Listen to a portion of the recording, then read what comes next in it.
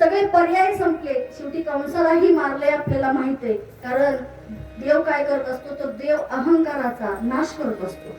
ज्या ठिकाणी अहंकार आहे त्या ठिकाणी देव राहत नाही किंवा त्यांना मोक्ष देऊन मोकळं करून टाकत असतो. असती नकोतच. मग त्या ठिकाणी भगवंत आता जन्माला आले. इकडे इतका आनंद झाला, इतका आनंद झाला. पण तो भगवंत खेळत असताना आता भगवंत हळूहळू मोठा व्हायला लागला. हळूहळू मोठा होत असताना यशोदा माईला म्हटलं, अरे माझ्या बाळाला खूपच मारेकरी आहेत, खूपच त्रास आहे माझ्या बाळाला. मग यशोदा माईने त्या बाळाच्या मनगटात दृष्टमणी बांधावा, पायात दृष्टमणी बांधावा. का तर आई करत असते प्रत्येक, हे आपल्याला सगळ्याला माहिती आहे. आई कितीतरी बाळावरती प्रेम करते. आणि मग त्या ठिकाणी बाळ हळूहळू मोठं व्हायला लागलं. हळूहळू मोठं होत असताना घरात मग ते रांगायला लागलं. रांगतेच बाळ, आताची नाहीत रांगत, पण त्यावेळेसची बाळ रांगत होती. आताची डायरेक्ट बसायला लागल्या. मग ते बाळ रांगत असताना कसं रांगत होत, हात टेकित तळतळ हात टेकित डाव्या गुडघ्यानं रांगत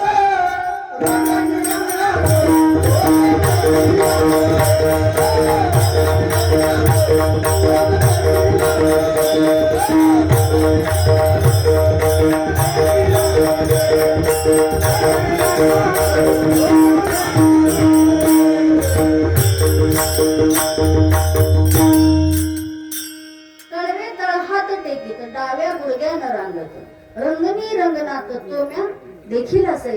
म्हणजे तो बाळ असं डाव्या गुडघ्यानं रांगायला लागला होता. मग आता रांगत असताना बाळ रांगत होतं. रांगता रांगता रडत होतं. आणि रडत असताना मग एवढं रडत होतं की त्याला किती झोका दिला, किती काही केलं. रडत माझं बाळंतान समजावी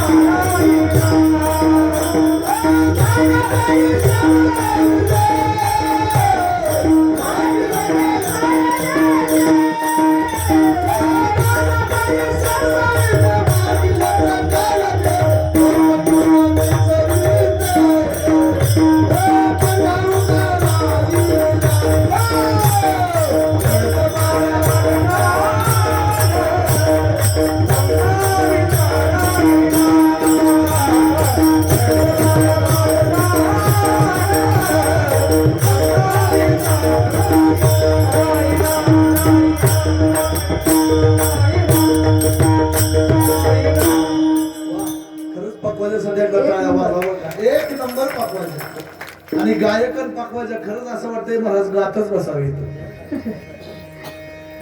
म्हणजे बघा या ठिकाणी का बरं सगळ्या गोष्टी या अनुरूप आहेत तर तुमचं प्रेम आणि भगवंताची कृपा ह्या गोष्टी असल्याशिवाय ह्या गोष्टी साध्य होत नाही.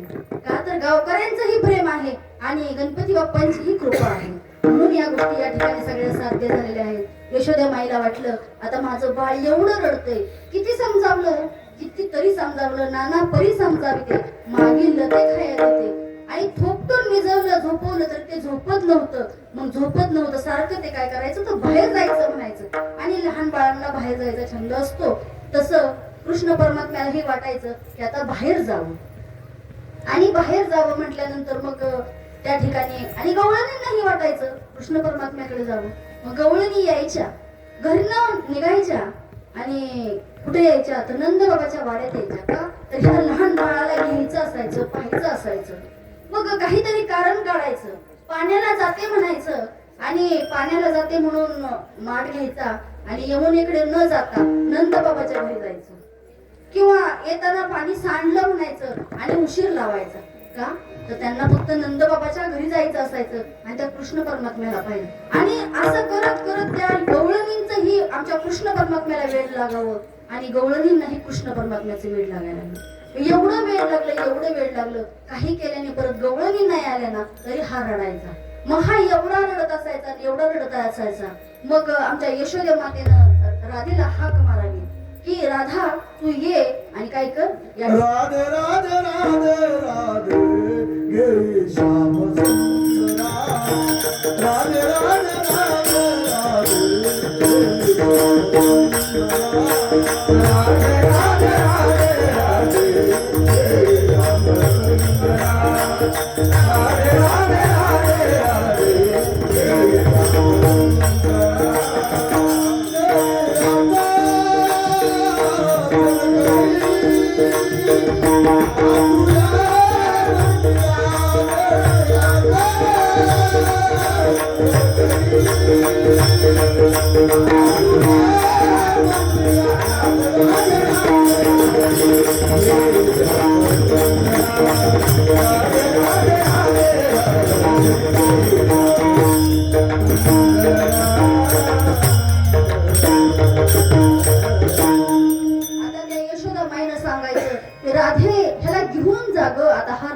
तुमच्याशिवाय. आणि राधेलाही तेवढंच पाहिजे असायचं. बघा कृष्ण परमात्मा सुद्धा राधेचं चिंतन करतात, राधा राधा राधा. आणि राधा सुद्धा कृष्ण परमात्म्याचं चिंतन करत असते. आणि मग ती राधा कृष्णाला घेऊन जाते आणि घरात त्याला खेळवत असते. खेळवत असताना राधेनं म्हणायचं कृष्णा एक दिवस हो की रे मोठा. तिने काय म्हणावं, कृष्णा रे तू लहान आहेस, कृष्णा तू मोठा हो ना. त्याने म्हणायचं हो का मोठा. मग अशी सांगितलं मी होय भक्ती केला तसा. मग तसं कृष्ण लगेच मोठा व्हायचा. आणि कृष्ण मोठा झाल्याबरोबर एक दिवस राधेचा पती शेतात गेलेला होता आणि पतीची गाडी वाजली दारात. बैलांच्या गाळ्यातली घुंगरं वाजल्याबरोबर हिच्या लक्षात आलं आपला नवरा दारात आलाय आणि घरात हा मोठा कृष्ण झालेला आहे. आता त्या पतीचं नाव अनय्या कुठं सांगितले, कुठं अनन्या सांगितले. मग तो अनय्या दारात आला. गाडीचा घुंगराचा आवाज आल्याबरोबर हिच्या अंगाचं पाणी पाणी झालं राधेच्या. राधेने सांगावं कृष्णा लहान होणार आहे. राधा कृष्णाला म्हणते कृष्णा तू लहान होणार आहे. आता कृष्ण म्हटला हे बघ राधे मला मोठं होता येतं, लहान काय होता येत नाही. महाराज आपलंही तसंच आहे, बरोबर आहे की नाही. एकदा आपण मोठं झालो की आपल्याला लहान होता येतं का. आपण आता मला सांगा तुम्ही इतकं सुंदर गायन करता, तुम्हाला जर म्हटलं फक्त तुम्ही ह्या बाजूला टाळ घेऊन उभं राहा, तुम्हाला लहान होता येईल का. येईल का, नाही येणार. आता आम्हाला इथं दोन शब्द बोलता येते. मला जर म्हटलं ताई तुम्ही खाली बसा, नाही, कारण ते अंगात हिरलेलं असतं मोठेपणा. तसं कृष्ण म्हणला हे बघ आता काय मला लहान होता येत नाही. ती म्हणले कृष्णा मी तुझ्या पाया पडते आता तू लहान हो. मग राधेचं ऐकलं, कृष्ण त्या ठिकाणी लहान झाला. असं करत करत मग रोज राधा आणायची, कृष्ण मोठा व्हायचा लहान व्हायचा, असा त्यांचा खेळ चालायचा. असं करत करत आता कृष्ण परमात्मा थोडा मोठा झाला आणि मोठा झाल्यानंतर एवढा मोठा झाला की तो 5 वर्षाचा झाला. बघा 6 महिन्याचा होता त्या कीर्तनात त्याला 12 वर्षामुळे 5 वर्षाचं करावं लागलं आपल्याला. कारण तुम्ही 12:30 पर्यंतच थांबणार आहे, त्याच्यापेक्षा जास्त मग नाही थांबणार. कारण कसं होतं कीर्तन 10:30 ते 12:30, 10 ते 12 एवढाच वेळ असतोय. मग पण काल्याचं कीर्तन कसं असते बघा, काल्याचं कीर्तन करायचं म्हटलं ना तर महाराज कटाळा येतो पण कीर्तन पाहिजे. किती कटाळा येईपर्यंत मग काल्याचं सविस्तर सांगता येईल, नंतर मग हे असं धावत्या ओघात सांगावं लागतंय. असू द्या. मग 6 महिन्याचा कृष्ण डायरेक्ट 5 वर्षाचा झाला आणि 5 वर्षाचा झाल्यानंतर खेळता खेळता असे लहान बाळ गोपाळ त्याच्याबरोबर खेळायला यायला लागले. आणि पाहिलं आता हे किती असे धष्टपुष्ट आहेत ना, तब्येती ह्यांचे किती मोठे आहेत का? तर मग ते कृष्णाच्या लक्षात आलं ह्यांचे आईबाप काय करतात, तर दूध मथुरेत घालतात. ह्यांना दूध नाही, फक्त खाली ताक राहतं. मग कृष्ण म्हटला, तुमचे आई बाप देत नाहीत ना, तुम्ही या माझ्या बरोबर. यालं तरी यावे लागे, यालं तरी यावे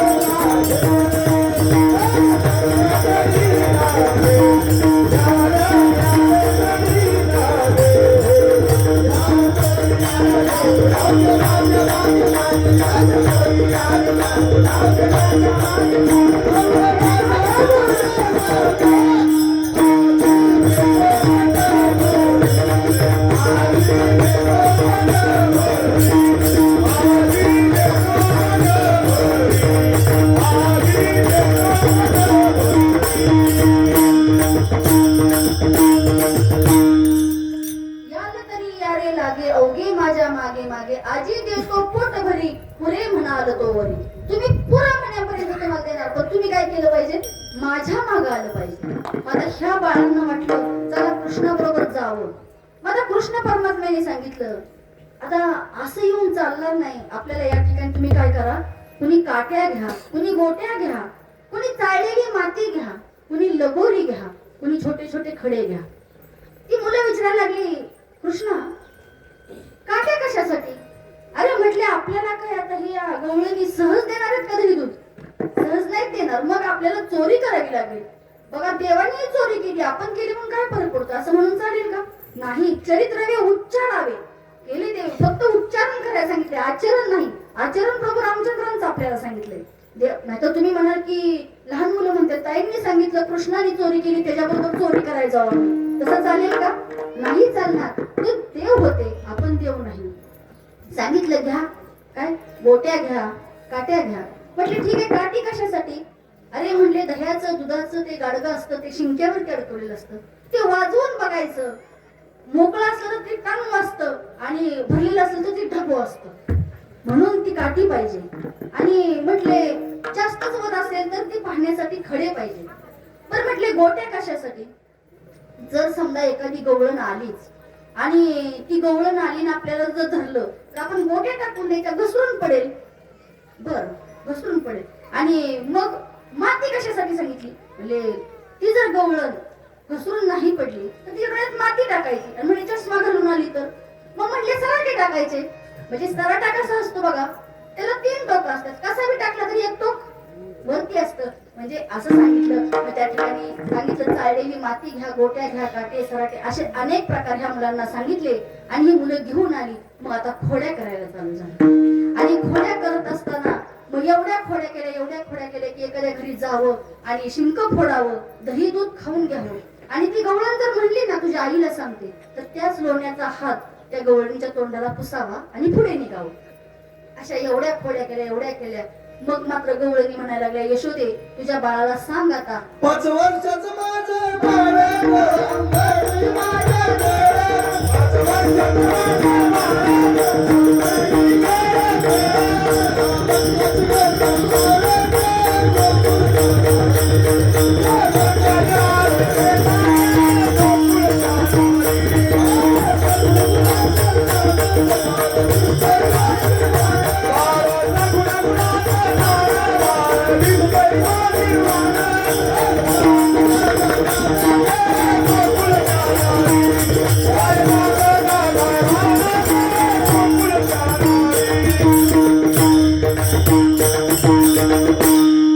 5 वर्षाचं माझं इतकं गोजीरवानं दिसतंय, तुम्ही त्याच्यावर लटका चाळ घेताय. तुम्ही लपून याची गोटी ग, लागता याचे पाठी ग, तुमची एवढी तरी इथं खोटी ग गोकुळच्या नारी. तुमचं कसं झालंय बघा, तुम्ही फक्त माझ्या बाळावरती आळ घेताय. आता मुलाने खोडी करावी आणि आईने ती मान्य करावी, अशी कुठं आई असते का? बाळाने खोडी केलेली आई कधी मान्य करत नाही, कारण त्या आईला आपलं बाळ कसं दिसतं, सगुण दिसतं, त्याच्याकडे सगळे चांगले गुण दिसतात, बाळातला वाईट गुण आईला दिसत नाही. असं करत करत खूप खोड्या केल्या. म्हणजे एक दिवस तर दारात म्हातारा झोपला होता. परवा आला आमच्या घरा दारी, निजला होता म्हातारा, घेऊन ताकाचा घोडेरा सैरा त्यावरी फोडला. म्हातारा झोपल्यानंतर त्या डेअरीवरती ताकाचा डेरा फोडावा एवढ्या खोड्या एक खोडी सांगते. आणि असं करत करत दही दूध चोरलं. मग एक गवळण म्हणली आता तुला मी बांधूनच ठेवणार आहे. बांधून ठेवणार आहे. पोरांना सांगितलं बघा हिच्या घराचा नंबर लिहून घ्या. जी आपल्याला बांधून ठेवणार म्हणजे नाही हिच्या घराचा नंबर लिहून घ्या. आणि रात्रीचाच बघा त्यांच्या घरात शिरला. आणि घरात शिरल्यानंतर काय केलं तर त्या गवळणीची आणि त्या गवळी बाबाच्या दाढीची आणि गवळणीच्या वेणीची गाठ मारली. आणि गाठ मारल्यानंतर आता त्या दोघांची गाठ मारली कुणी मारली होती? प्रत्यक्ष देवानी मारली होती. आज आमच्या गाठी बामणाने मारलेल्या सुटत नाही, त्या सुटते द्या. ब्राह्मणाने मारलेल्या गाठी सुटत नाहीत, मग देवानी मारलेली गाठ सुटेल का? नाही सुटणार. मग त्या ठिकाणी गाठ मारली आणि आजूबाजूचे शेजारचे लोक म्हणायला लागले आज काकू काही उठलेले दिसत नाही. काकूंचं काही बरं वाईट तर झालं नसेल. बघा आजूबाजूचे तर्क वितर्क करायला सगळे मोकळेच असतात. त्यांना वाटलं काकू अजून उठले नाहीत, पण काकू नाहीत उठल्या, गवळी बाबाही उठले नाहीत. मग पाहिला पाहिजे आज पहाटे 4ला उठणारी गवळण 8 वाजल्या 9 वाजल्या तरी उठत नाही. आणि मग आल्या पाहिलं दारावरती थाप टाकली. आता वेणीची गाठ मारली होती आणि दाढीची गाठ मारली होती. आता दाढी पुढे वेणी माग म्हणल्यानंतर ह्यांना कुठं थांबावं लागलं असेल गवळी बाबाला. कल्पना करा डोक्यात. गवळी बाबा माग गवळण पुढं. आता गाठ मारली थोडी गवळण जोरात चालली की ह्यांना हिसका बसायचा. कारण हे वर तोंड करून चालत होतं ना. मग तो असा हिसका बसायचा की म्हणजे ओ थांबा. मागणं त्यांनी सांगावे थांब. म्हणजे या ना पटकन. असं करत करत दारापर्यंत खाट बसून दारापर्यंत ते आले. आता बाहेर तरी कसं जायचं? कितीतरी प्रयत्न केलं. कापायचा प्रयत्न केला, जाळायचा प्रयत्न केला. कापता कापेना, तुटता तुटना, जळता जळना, काही केल्याने ती गाठ काय सुटना. कारण ती गाठ देवाने दिलेली होती. करायचं काय? शेजारच्या पाजारच्या महिला म्हणू लागल्या काय झालं असेल ह्यांचं, आता दार मोडू. दारावरती आवाज टाकला, दार मोडायचा प्रयत्न केला. तेवढ्यात गवळणबाईंनी कडी उघडली पाहिल्याबरोबर ह्या सगळ्या खदाखदाच हसायला लागल्या. का हे काय करून घेतलंय म्हणले, त्याची दाढी आणि तुझी वेणी का बांधली? अगं म्हणले मी नाही बांधली. मग काय समजलं नाही. तू कृष्णाला काय म्हटली होतीस का? हो म्हटली होती तुला बांधून ठेवते. अगं म्हणून तर त्यांनी बांधून ठेवलंय ना. तू कृष्णाला म्हटली होती बांधून ठेवते म्हणून तर त्यांनी बांधून ठेवलंय. मग आता ही गाठ आपल्याला नाही सुटणार. ही गाठ कुठे जावं लागेल? नंदबाबाच्या घरी यशोदामाईकडे जावे लागेल. आणि मग आता ही बघा छबिना निघाला. कुठं सोंगच म्हणायचं की छबिनाच म्हणायचं की आता बघा बरोबर आहे का नाही? बरं नवरा पुढं बायको पुढं नवरा माग आणि ते बी असं वर तोंड करून चालले म्हणलं छबिना म्हणावं नव्हतं काय म्हणा. बरोबर आहे. ते चालले आणि चालल्यानंतर मग बघावं असली बारकी पोरं आता कशी असतात तशी ताटल्या घेऊन वाजवत त्यांच्या मागं गवळी बाबा मुर्दाबाद, गवळणबाई जिंदाबाद. जिंदाबाद ती पुढे होती ना म्हणून गवळणबाई जिंदाबाद असं करत करत ती आला बाबा छबिना नंदबाबाच्या दारात. आणि कृष्ण परमात्मा यशोदा माईच्या कडेवर बसले होते. आणि कृष्ण परमात्मा माईला म्हणतात माई ते काय आलंय ग? जणू काय ह्याला काही माहितीच नाही. ते काय म्हणते हे काय आलंय ग? आता यशोदा माईला माहित होतं हे कॅलेंडर आपलंच आहे, हे काय कुणाची करणी नाही. मग त्या ठिकाणी आमच्या यशोदा माई म्हटल्या काय झालं? त्यांनी सांगितलं तू कशाला म्हणली होती ग कृष्णाला बांधून ठेवेल? तसं म्हणायला नव्हतं पाहिजे. मग बघा भगवंताने फक्त नजरेनं पाहिलं, कृपा कटाक्षाने देवानं पाहिल्याबरोबर गाठ सुटली. म्हणजे आपली गाठ बांधायची का सोडायची हे सुद्धा भगवंताच्या हातात असतं. अशा अनेक प्रकारच्या खोड्या, किती खोड्या जेवढ्या सांगता येतील तेवढ्या खोड्या. मग सांगितलं ना कटाळा येईपर्यंत सांगितलं तरी खोड्या.